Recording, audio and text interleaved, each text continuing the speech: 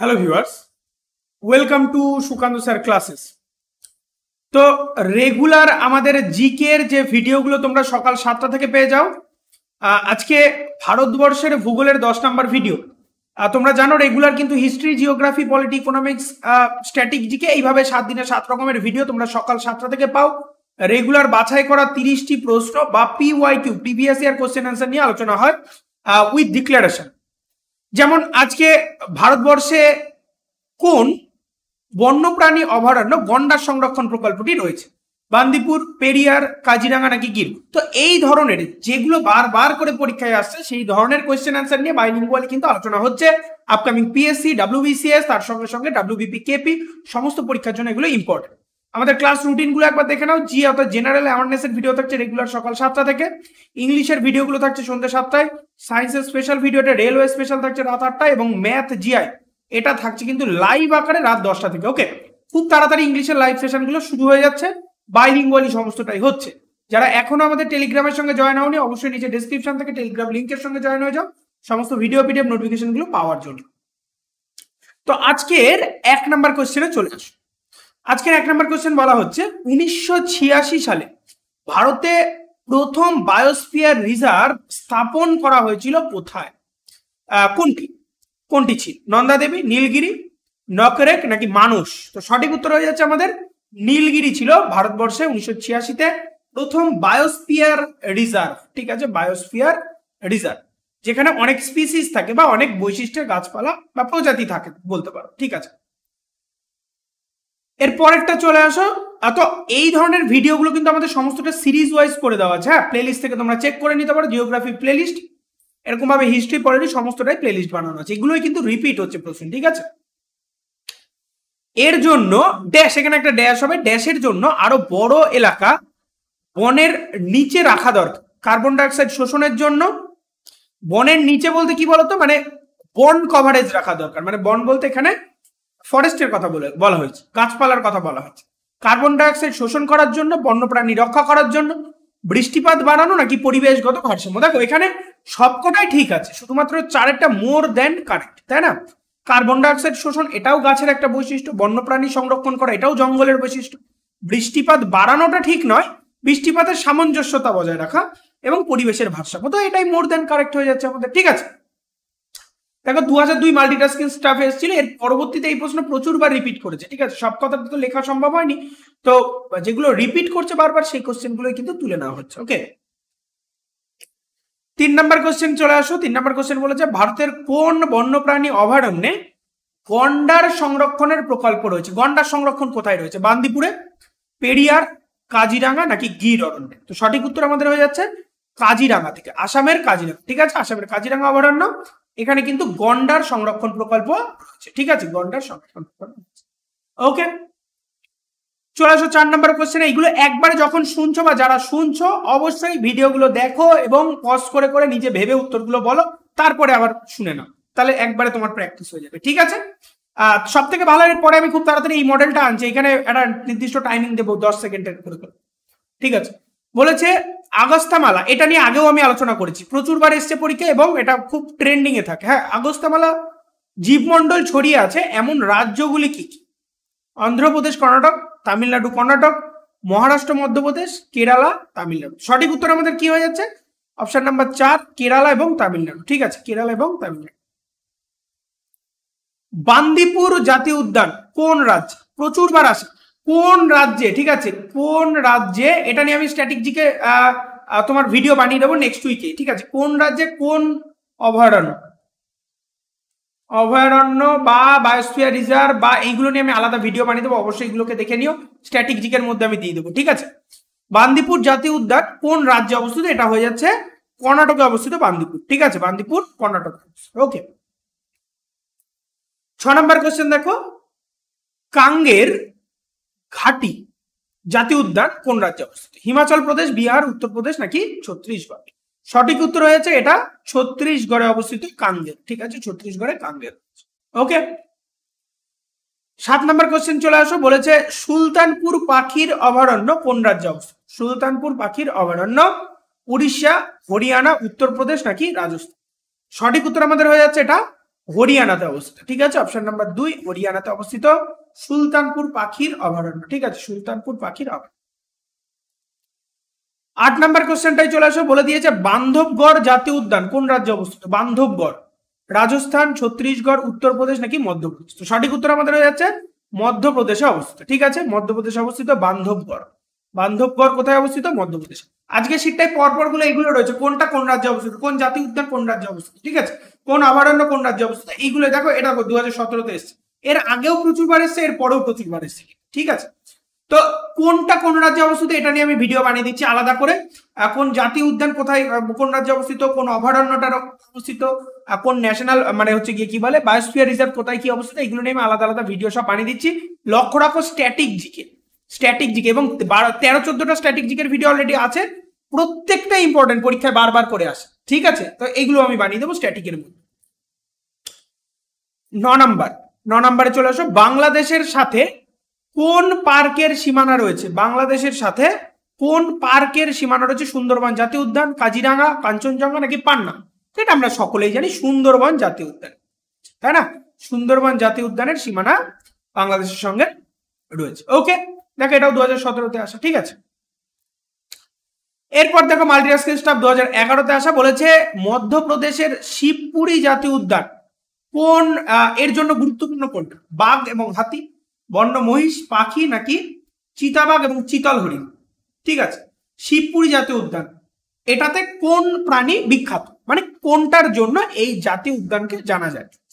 সঠিক উত্তর হয়েছে অপশন নাম্বার ডি, চিতাবাঘ এবং চিতল হরিণের জন্য এটা বিখ্যাত। ওকে, চলো 11 নম্বর কোশ্চেন, বলে দিয়েছে দেখো এই যে এরকম ভাবে আমি রেগুলার 30টা করে কোশ্চেন অ্যান্সার নিয়ে আলোচনা করছি, এগুলো আপকামিং পরীক্ষাগুলো 2024-এ যত রকমের এক্সাম রয়েছে সব কটা পরীক্ষার জন্য কিন্তু ভিভিআই, হ্যাঁ, বারবার করে এগুলো রিপিট করে। বিশেষ করে ওয়েস্ট বেঙ্গল গভর্নমেন্টের যে পরীক্ষাগুলো রয়েছে এসএসসি, জিডি, ঠিক আছে, এগুলো তো সব রিপিটেড কোশ্চেন হয়, এগুলো সব রিপিটেড কোশ্চেন। বোঝা গেল? কেপি, ডাব্লিউবিপি এগুলোর কথা আমি সব বলছি, এগুলো কিন্তু সব রিপিটেড। যদি এই যে ভিডিওগুলো করা হচ্ছে সব যদি পরপর দেখে কানে শুনে যাও, দেখবা এগুলোই রিপিট করে সব। ভ্যান মহোৎসবের সঙ্গে যুক্ত গাছ কাটা, গাছ লাগানো, ফসল বৃদ্ধি, গাছপালা সুরক্ষা করা। সঠিক উত্তর হয়ে যাচ্ছে গাছপালা রক্ষা করা। ঠিক আছে, গাছপালা রক্ষা করা, এটা হচ্ছে ভ্যান মহোৎসবের সঙ্গে যুক্ত। 12 নম্বর কোশ্চেন দেখো, বলেছে নিচের কোন বন্যপ্রাণী অভয়ারণ্য জলদাপাড়া, নিচের কোনটি বন্যপ্রাণী অভয়ারণ্য? জলদাপাড়া, গরুমারা, করবেট নাকি চাকদাবাড়ি? সঠিক উত্তর আমাদের কি হয়ে যাচ্ছে বলো? সঠিক উত্তর হয়ে যাচ্ছে করবেট বা জিম করবেট ন্যাশনাল পার্ক। ঠিক আছে, এটা হচ্ছে Jim Corbett, Jim Corbett national park. Okay, চলে আসো পরের কোশ্চেনটা। National botanical garden Kolkata, Shimla, Lucknow নাকি ব্যাঙ্গালোর? তো আমরা সকলেই জানি এটা হচ্ছে কলকাতাতে অবস্থিত হচ্ছে গিয়ে তোমার ন্যাশনাল বোটানিক্যাল গার্ডেন। ঠিক আছে, ন্যাশনাল বোটানিক্যাল গার্ডেন। 14 নম্বর কোশ্চেনে চলে আসো, বন্যপ্রাণীর সুরক্ষার জন্য সংরক্ষিত এলাকাকে কি বলা হয়? বন্যপ্রাণী সুরক্ষার জন্য সংরক্ষিত এলাকা হচ্ছে অভয়ারণ্য, জাতীয় উদ্যান, জুওলজিক্যাল পার্ক নাকি সংরক্ষিত বনাঞ্চল? সঠিক উত্তর হয়ে যাচ্ছে কি, এটাকে জাতীয় উদ্যান বলা হয় বা ন্যাশনাল পার্ক বলা হয়। সবকটার কিন্তু আলাদা আলাদা মিনিং আছে। তাহলে বন্যপ্রাণী সুরক্ষার জন্য সংরক্ষিত যে এলাকা সেটাকে কি বলা হয়? জাতীয় উদ্যান বা ন্যাশনাল পার্ক বলা। ঠিক আছে, Himalayan forest research centre, Himalayan forest research centre কোথায় অবস্থিত? সিমলা, দেরাদুন, ভুটান নাকি শ্রীনগর?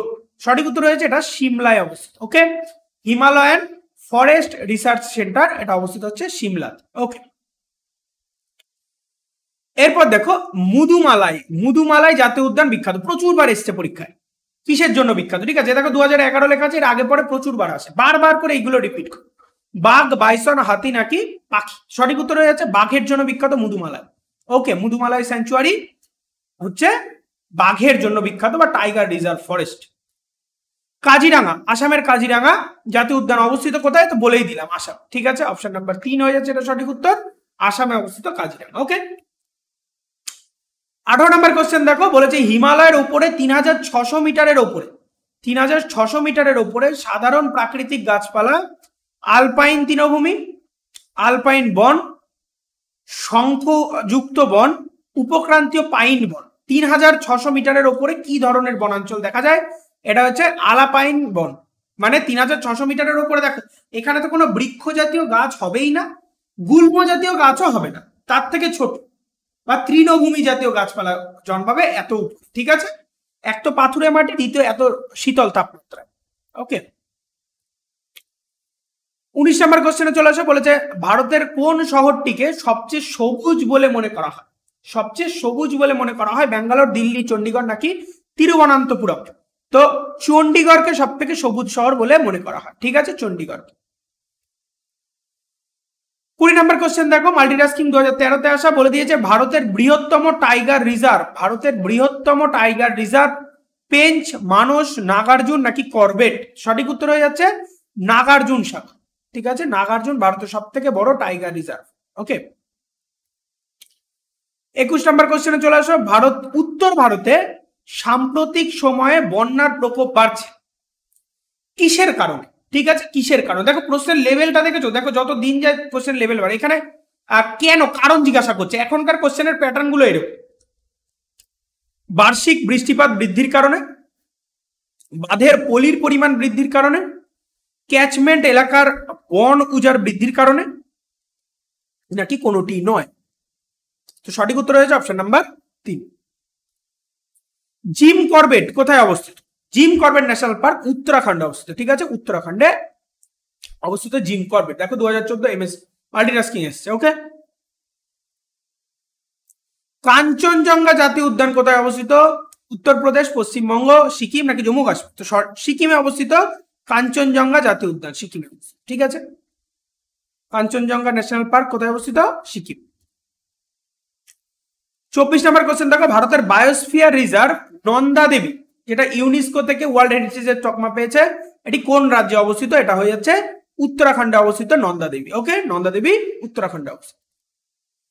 নিচের কোনটি ভারতের বৃহত্তম বায়োস্ফিয়ার রিজার্ভ? নীলগিরি, নন্দা দেবী সুন্দরবন নাকি মান্নার উপসাগর? সঠিক উত্তর হয়ে যাচ্ছে মান্নার উপসাগর হলো ভারতের বৃহত্তম বায়োস্ফিয়ার রিজার্ভ। দেখো প্রত্যেকটার কিন্তু আলাদা আলাদা আছে, কোনটা বৃহত্তম, কোনটা ক্ষুদ্রতম, কোনটা বায়োস্ফিয়ার রিজার্ভ, কোনটা ন্যাশনাল পার্ক, কোনটা কোন রাজ্যে অবস্থিত, এইগুলোই ঘুরে ফিরে আসবে, একটা একটা ঘাড়ে লাগিয়ে দিলে হবে না। হ্যাঁ, চলো 26 নম্বর কোশ্চেন, বলে দিয়েছে একটি গ্রাম থেকে একটি ছোট শহরে এবং পরে একটি শহরে মানুষের চলাচলকে কি বলা হয়? অন্তরাজ্য অভিবাসন, ধাপে ধাপে স্থানান্তর, অন্তরাজ্য অভিবাসন, জোরপূর্বক অভিবাসন? সঠিক উত্তর হয়ে যাচ্ছে এটা কি ধাপে ধাপে স্থানান্তর, ঠিক আছে, ধাপে ধাপে স্থানান্তর, স্টেপ ওয়াইজ মাইগ্রেশন। দেখো একটি শহর থেকে একটি ছোট শহরে, পরে একটি একটা শহর থেকে অন্য শহরে গেল, সেখান থেকে আরেকটা শহরে গেল, সেটা হচ্ছে ধাপে ধাপে স্থানান্তর। ভারতের বন গবেষণা ইনস্টিটিউটটি কোন রাজ্যে অবস্থিত? নয়াদিল্লি, হায়দ্রাবাদ, দেরাদুন নাকি সিমলা? সঠিক উত্তর হয়ে যাচ্ছে দেরাদুনে অবস্থিত ভারতের বন গবেষণা ইউনিট, ঠিক আছে, বন গবেষণা ইনস্টিটিউট দেরাদুনে অবস্থিত। ওকে, 28 নম্বর কোশ্চেন দেখো, বলেছে নিচের কোন অঞ্চলটি গ্রীষ্মমণ্ডলীয় চিরহরিত বন দ্বারা আচ্ছাদিত? গ্রীষ্মমণ্ডলীয় চিরহরিত বন, পূর্বঘাট, বিন্ধ্যাঞ্চল, আরাবল্লী নাকি পশ্চিমঘাট? সঠিক উত্তর আমাদের কি হয়ে যাচ্ছে পশ্চিমঘাট পর্বত, ঠিক আছে, এটা গ্রীষ্মমণ্ডলীয় চিরহরিত বন নামে পরিচিত। 29 নম্বর কোশ্চেন চলে আসো, বলেছে নিচের কোন প্রজাতিগুলি গুরুতরভাবে বিপন্ন? বিপন্ন প্রজাতি কাকে বলে? বিপন্ন প্রজাতি হচ্ছে যেগুলো খুব অল্প পরিমাণে পাওয়া যায় বা খুব অল্প অল্প জায়গায় পাওয়া যায়, সেখান থেকে যদি কোনোভাবে অবলুপ্ত হয়ে যায়, তা সেখানে আর ওই প্রজাতি আর সারা পৃথিবীতে খুঁজেই পাওয়া যাবে না, মানে নিশ্চিহ্ন হয়ে যাবে, সেগুলোকে বলা হয় বিপন্ন প্রজাতি। এবং এই বিপন্ন প্রজাতিকে যে বইতে এদের ডিটেলসটাকে সংরক্ষণ করা হয় তাকে বলা হয় রেড ডাটা বুক, ঠিক আছে, রেড ডাটা বুক বলা, মাথায় রাখতে হবে রেড ডাটা বুক।